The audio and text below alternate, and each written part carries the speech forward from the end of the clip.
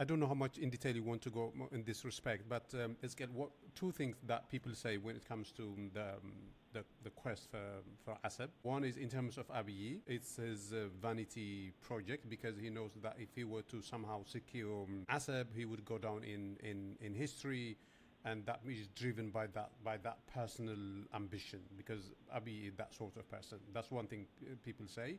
The other thing that people say is sort of connected to the historical injustice that you just mentioned. People say, or the Sibirat. They say that it was an act of injustice that Eritrea ended up with both ports, Asab and Massawa, and Ethiopia empty-handed.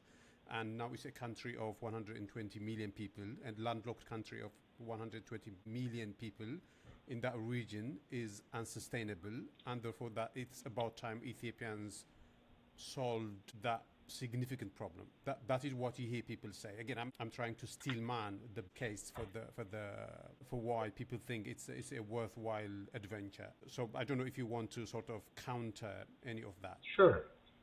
Look, it's not a conspiracy. The reason that, let me put this way. In the last 500 years, Ethiopia had access to international waters only for 40 years. When Eritrea was joined to Ethiopia in a federation. That's when Ethiopia gained access. Of course, Ethiopia always aspired to have access. But it was the Turks, the Ottoman Turks that had it. It was the Italians that had it.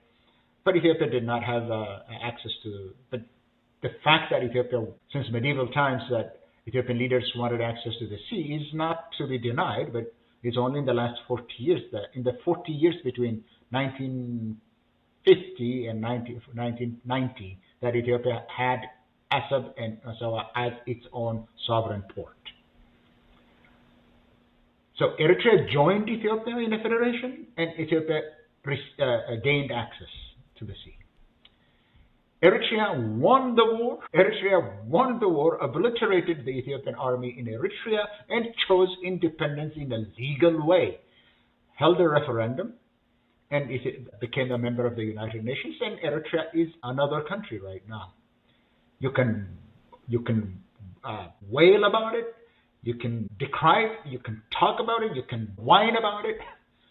It doesn't matter. Eritrea is a sovereign country. Eritrea is a sovereign country. If Ethiopians did not know this, let me make that clear, that Eritrea is a sovereign country. How are you going to get it? How are you going to take Asab away? By accusing that